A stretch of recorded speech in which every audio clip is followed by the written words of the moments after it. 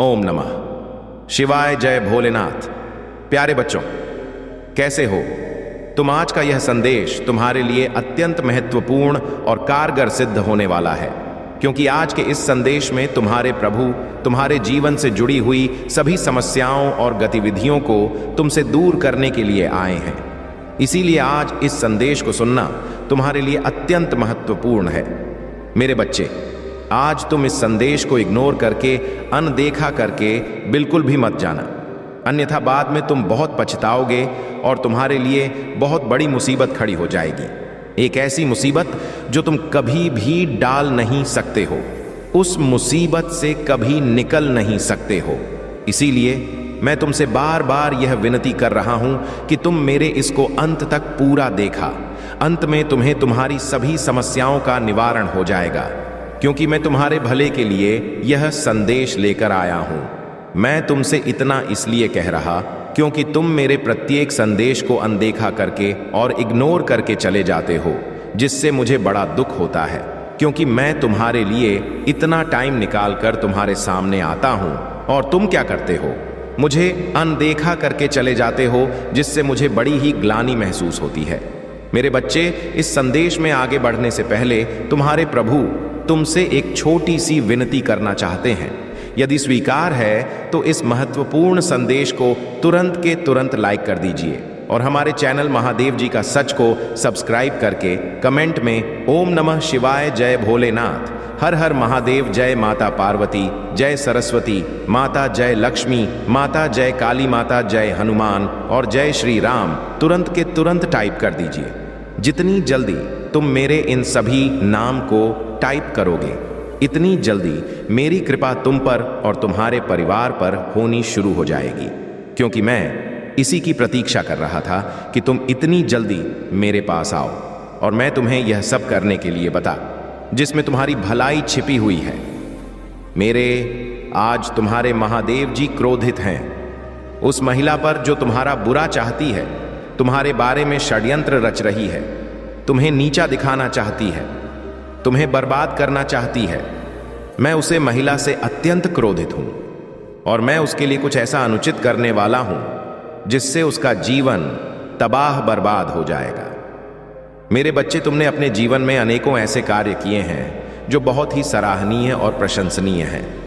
तुमने आज तक कभी किसी को कोई पीड़ा और कोई परेशानी नहीं दी है। जहां तक तुमसे हो सका है तुमने उनकी मदद की है, उनकी सहायता की है। आज तुम उसे काम पर पहुंचे हो जहां पर तुम्हारी बुलंदियों को छूने के लिए लोगों को बहुत मेहनत करनी पड़ेगी और उन्हें बहुत ही त्याग और परिश्रम करना पड़ेगा, क्योंकि मेरे बच्चे, वह जो महिला है वह सुबह बहुत ही गंदी नजर से देखती है। वह तुम्हारे करियर को इस तरह से बर्बाद करना चाहती है, लेकिन दोबारा अपने करियर को बनाने में कभी भी सफल ना हो सको। मेरे बच्चे, उसकी इच्छाएं तुम्हारे प्रति बहुत ही ईर्ष्यापूर्ण है। मैंने उसके अंदर उसके विचार और उसकी भावनाओं को देखा है कि वह किस प्रकार की औरत है और वह तुम्हारे यह क्या चाहती है। मेरे बच्चे, कुछ दिनों से वह तुम्हारे साथ ही रह रही थी, तुम्हारे कभी भी रह रही थी, परंतु अब जब से तुम्हारे बारे में उसने पूर्ण तरीके से जानकारी निकाल ली है, तब जाकर उसने अपना रास्ता बदल लिया है और रास्ता बदलकर तुम्हें बर्बादी के उसे मुकाम पर पहुंचाना चाहती है, जहां तुम्हारे लिए पहुंचना बहुत ही कठिन पूर्ण हो जाएगा।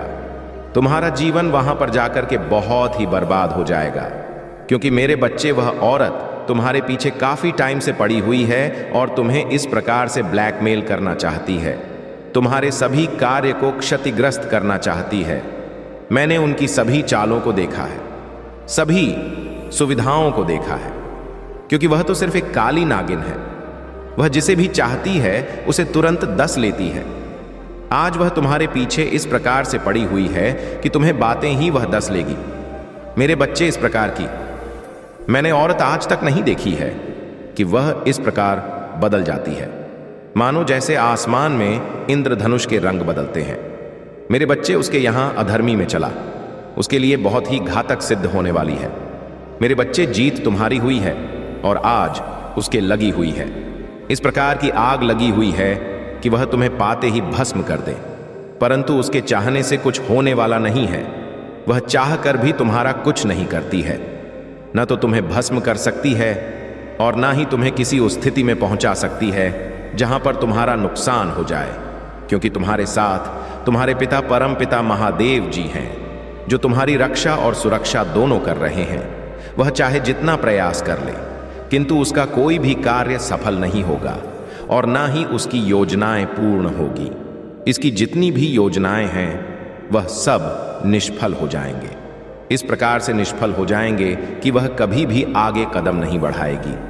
तुम्हारे प्रति उत्तर रखने के लिए, तुम्हारे प्रति बर्बाद करने के लिए कोई भी ऐसा कार्य वह अपने मन में नहीं सोचेगी जहां तक हो सकेगा। वह दूसरों से भी बताएगी कि इस व्यक्ति से दूर रहो।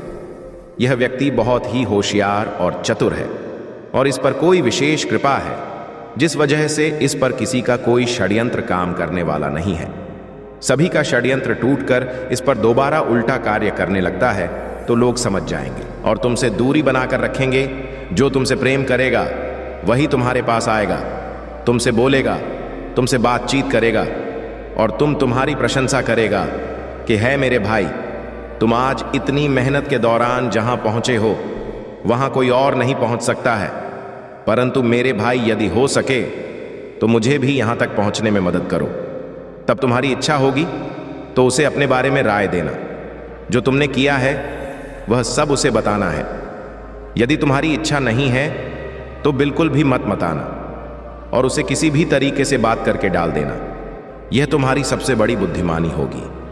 मेरे बच्चे, तुमने आज अपनी बुद्धिमानी और अपने साहस का प्रदर्शन इस प्रकार से किया है कि लोग तुम्हारी चारों तरफ प्रशंसा कर रहे हैं, क्योंकि तुम्हारी बुद्धि इतनी साथी और होशियार है कि तुमने अपनी बुद्धि का प्रयोग करके और अपनी मेहनत करके उस सफलता को प्राप्त किया है जहां पर लोग सालों व्यतीत कर देते हैं और उसके दौरान उन्हें सफलता फिर भी नहीं प्राप्त हो पाती है।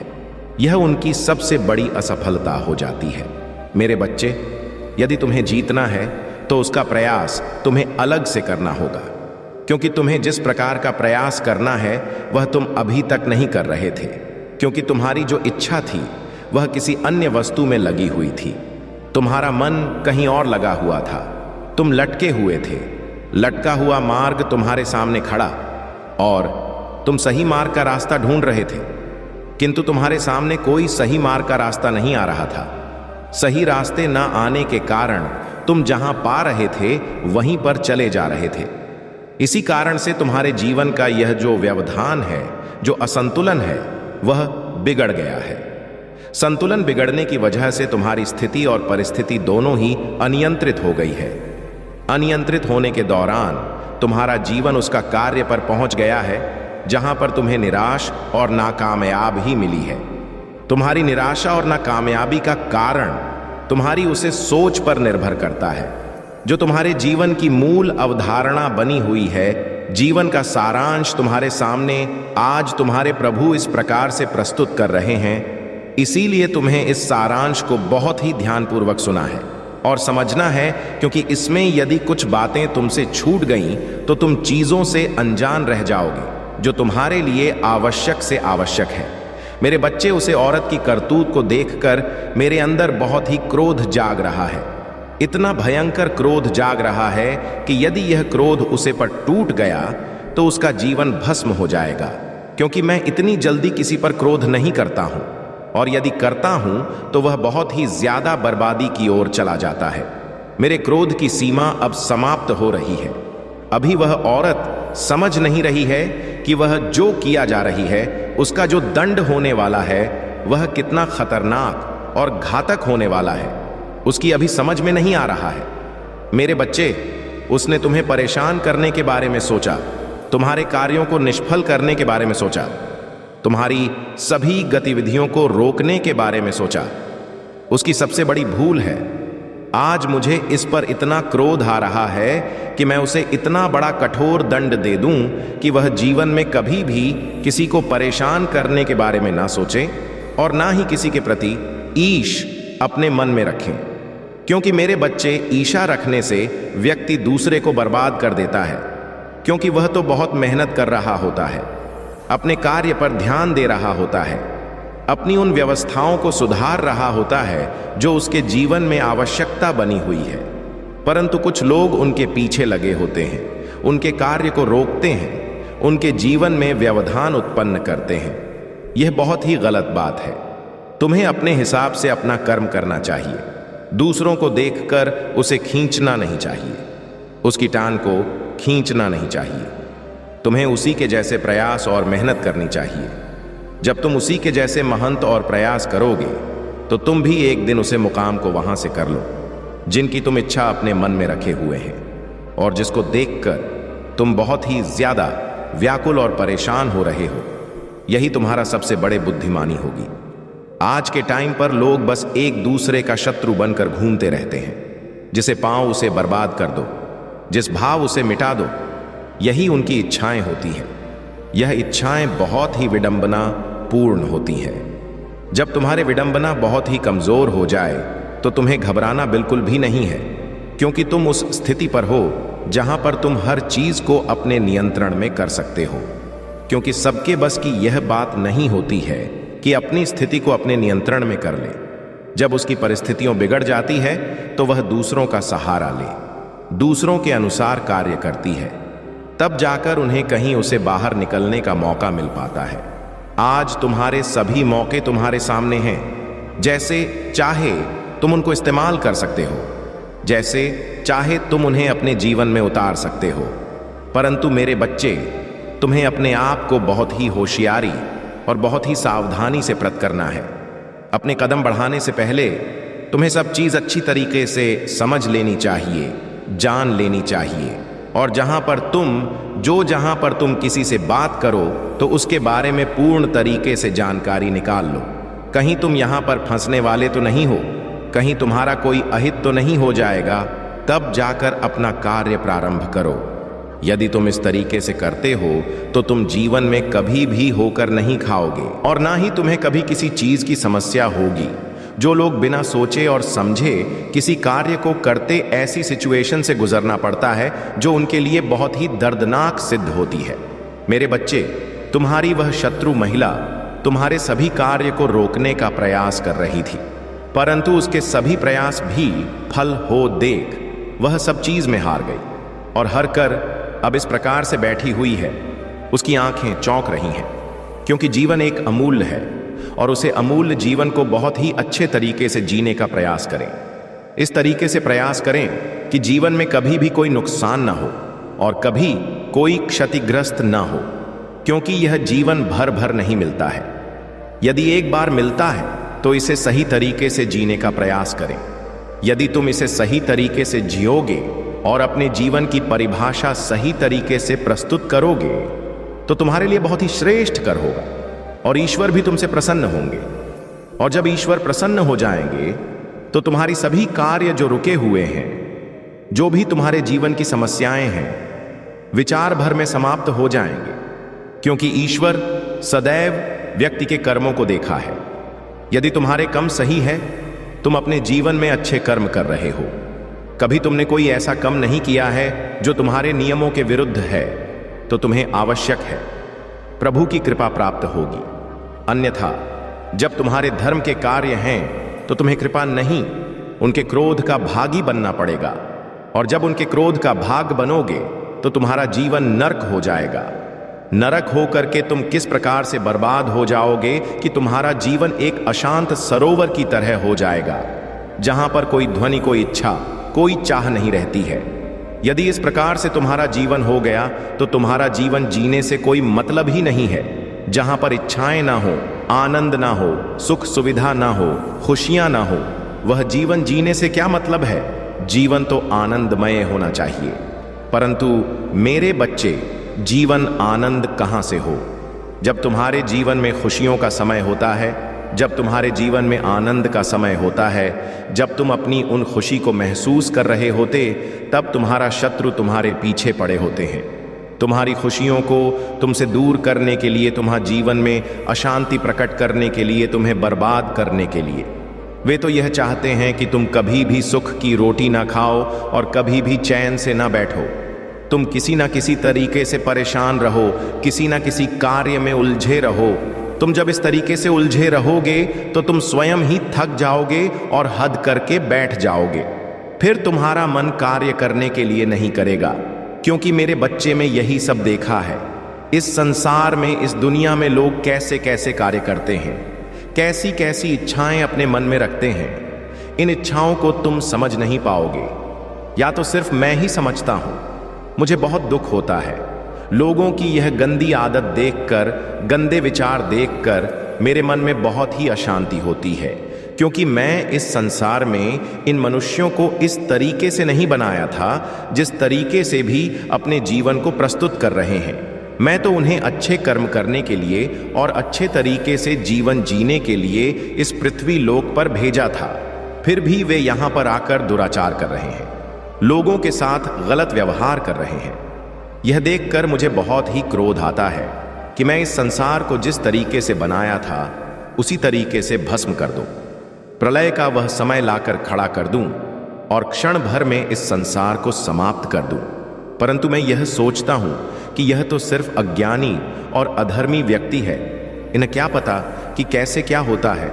बस उनके मन में जो आता है वही करते रहते हैं। उनके जैसे यदि मैं भी हो जाऊंगा तो मुझ में और उनमें क्या अंतर नजर आएगा, क्योंकि मैं तो भगवान हूं और यह सब इंसान है। जब भगवान ही अपना संतुलन खो देगा और क्रोध में आ जाएगा तो इंसानों का तो क्या कहना। इसीलिए मैं अपने आप को बहुत ही नियंत्रण में रखता हूं और अपने भगवान की गरिमा को बनाए रखने के लिए उसी अनुसार से कार्य करता रहता हूं और जीवन में सभी के उन्हीं के अनुसार कार्यरत रहता हूं। जो जैसा कर्म करता है उसी के अनुसार उन्हें फल में देता रहता हूं। जीवन उनका सरकार बनाता रहता हूं और जीवन में खुशियां अपार ला करके देता रहता हूं। मैं अपने भगवान होने का पूरा दायित्व निभाते हूं, परंतु मनुष्य अपनी इंसानियत को दबाकर बैठे हुए हैं। वह अपनी इंसानियत को मेरे सामने नहीं प्रस्तुत करते हैं।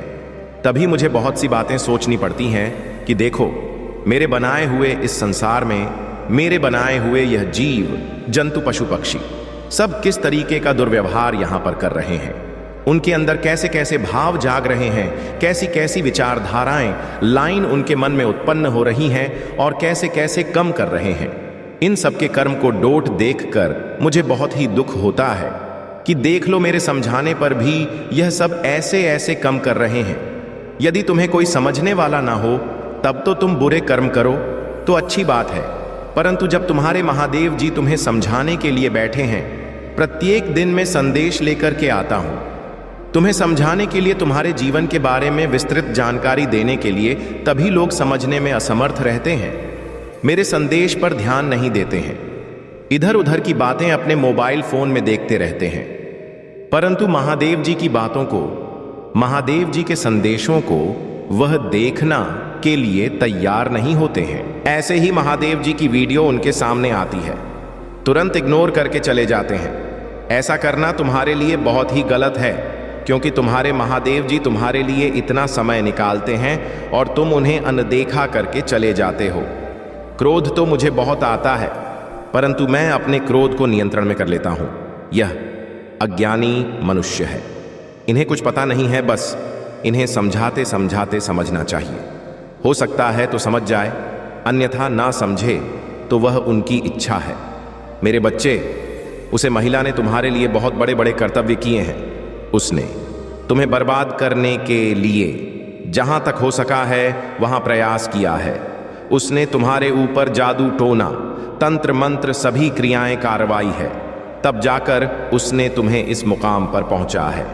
मेरे बच्चे, अब वह महिला तंत्र मंत्र का सहारा ले रही है, तुम्हारे जीवन को तबाह करना चाहती है।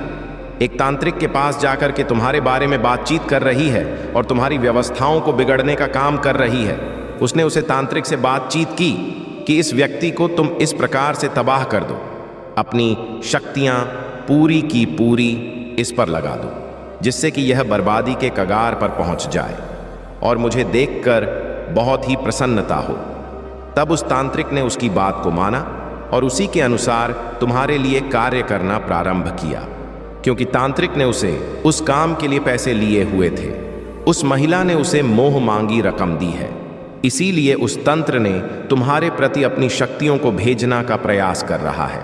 परंतु मेरे बच्चे, हर व्यक्ति की इच्छा तो होती है कि अपने विरोधी को समाप्त कर दे, अपने विरोधी का अंत कर दे, अपने विरोधी को बर्बाद कर दे, परंतु उसकी इच्छा के अनुसार कुछ नहीं होता है।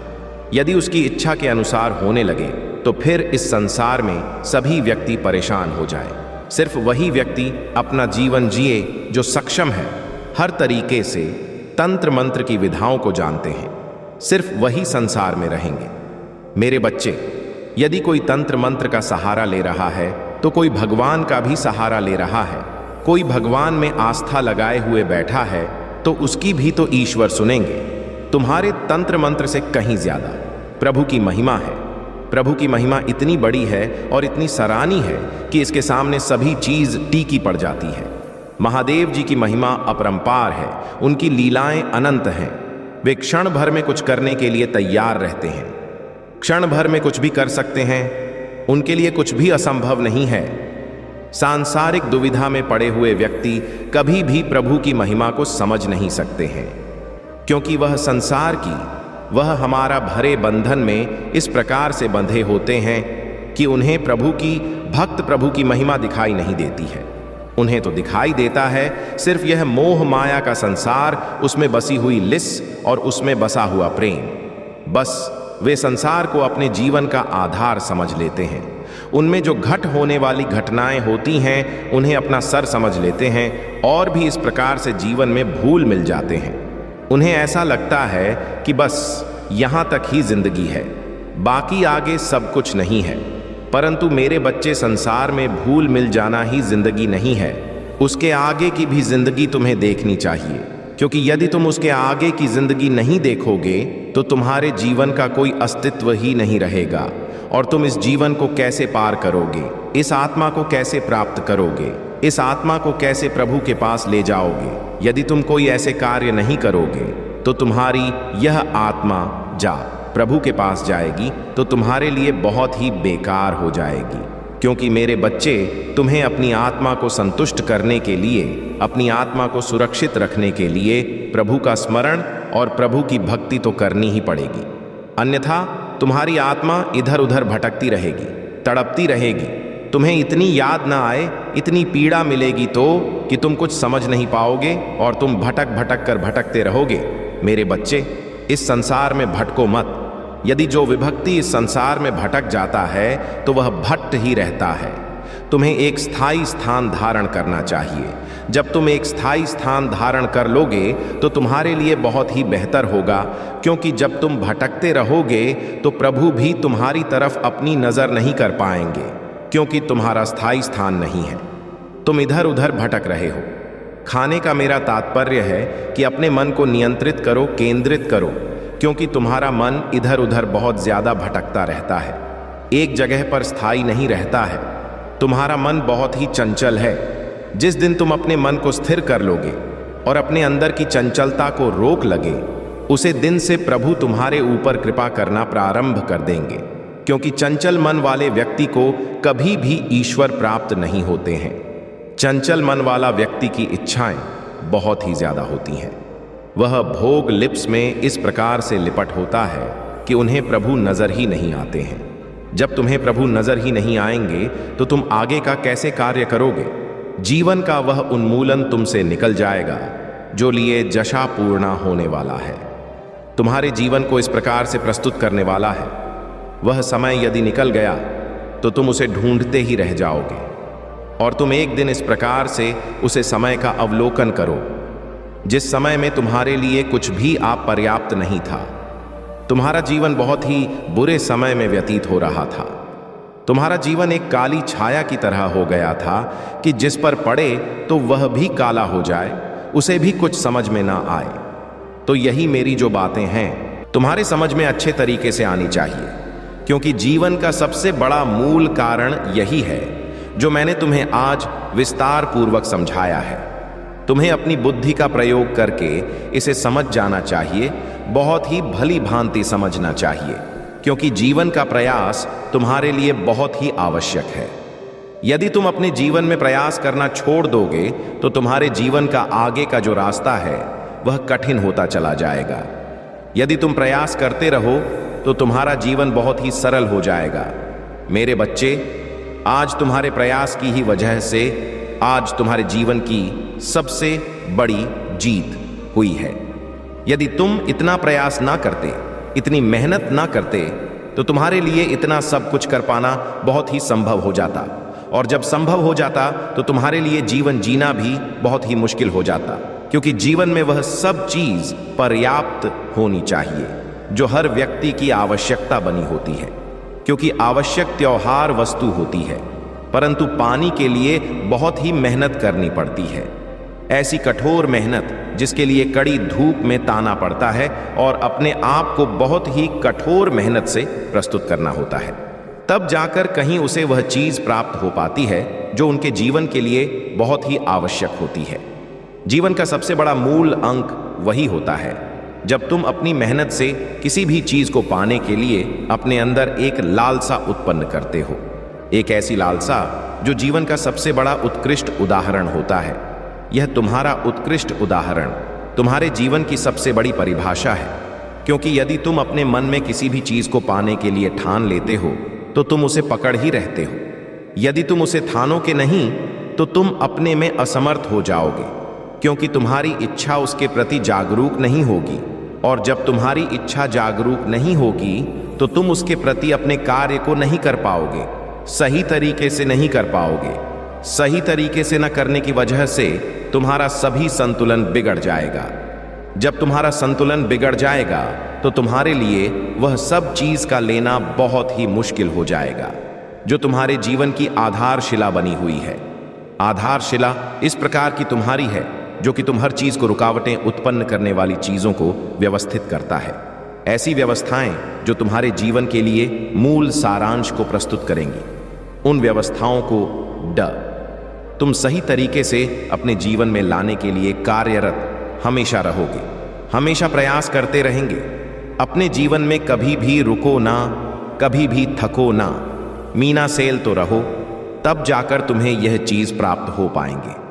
क्योंकि तुम्हारा शत्रु तो तुम्हें बर्बाद करने पर टोल हुए तो तुम्हारे पीछे पड़े हुए हैं, परंतु तुम्हें उनकी बात को इग्नोर करते हुए अपने कार्य पर ध्यान देते रहना है। उनके जो प्रहार हैं, उनकी जो मारा है, वह मैं तुम्हारे सामने रखूंगा।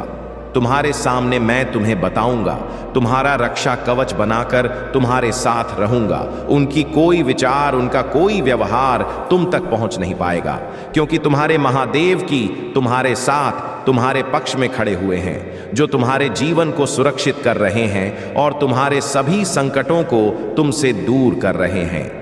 मेरे प्रिय बच्चे, यदि तुम्हें अपने प्रभु महादेव जी पर पूर्ण विश्वास है और उनकी महिमा पर पूर्ण रूप से श्रद्धा है, तो कमेंट बॉक्स में हाथ टैप करें कि आज मेरे प्रभु ने मेरे जीवन के बारे में इस प्रकार से विस्तृत जानकारी दी है जो किसी के बस की बात नहीं है। क्योंकि आज उन्होंने जो भी मुझे कुछ बताया है वह सब मेरे जीवन से जुड़ा हुआ एक सत्य है, क्योंकि वह औरत मुझे बर्बाद ही करके रख देती है।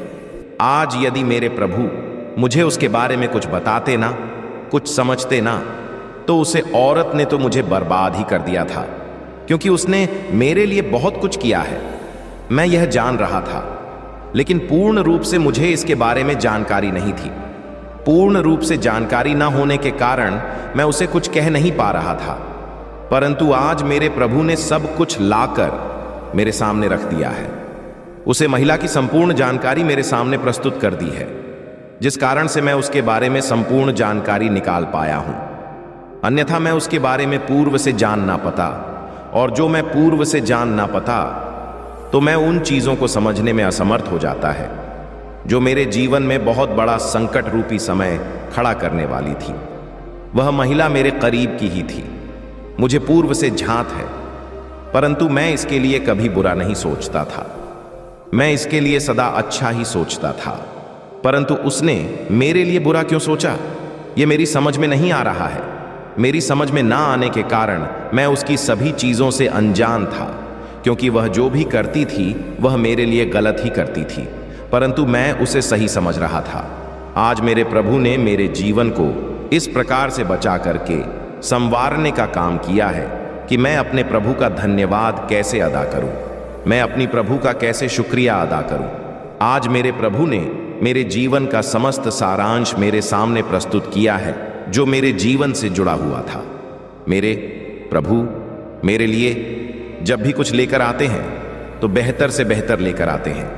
आज उन्होंने फिर मेरे लिए एक बेहतर से बेहतर संदेश को प्रस्तुत किया है। यह संदेश मेरे जीवन का सबसे महत्वपूर्ण संदेश है, क्योंकि आज उन्होंने मुझे उन संकटों से बचने का प्रयास किया है, उन दिक्कतों से मुझे बचाया है। मेरे लिए एक बहुत बड़ी मुसीबत खड़ी करने वाली थी आज, वह मेरे जीवन का इस प्रकार का सारांश बन गई है कि मैं अब उसे किस प्रकार से बयां कर सकता हूं। मैं अपने प्रभु का धन्यवाद कैसे अदा करूं, तो मैं अपने प्रभु का बारंबार धन्यवाद अदा करना चाहता हूं, और मैं अपने प्रभु से आज़र करता हूं कि है मेरे प्रभु, मुझे अपने चरणों में स्थान दे दो, मुझे अपने चरणों की धूल बना लो, ताकि मैं अपने इस संपूर्ण जीवन को आपके प्रति समर्पित कर सकूं। क्योंकि मैं अब इस संसार से पूर्ण रूप से थक चुका हूं। अब मेरा जीवन जीने का मन नहीं कर रहा है। मुझे इस संसार से कोई इच्छा नहीं रह गई है। मुझे इच्छा है तो सिर्फ प्रभु को अपने साथ का लेने की, अपने साथ जोड़ने की।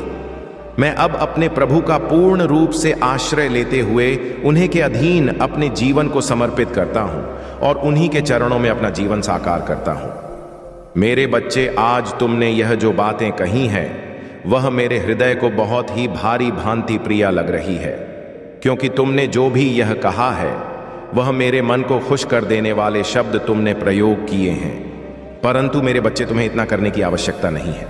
तुम बस अपना कार्य करो, अपने जीवन को आनंद पूर्वक जियो, अपने जीवन में कभी भी कोई दुख ना देखो। बस मेरी यही इच्छा है। जब भी तुम्हें कोई परेशानी हो, कोई दुख हो, कोई असुविधा हो, तब तुम मुझे याद कर लेना।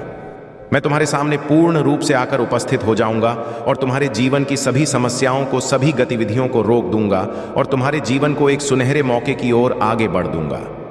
यही मेरी इच्छा है, और तुम कभी भी अपने प्रभु को भूलना मत।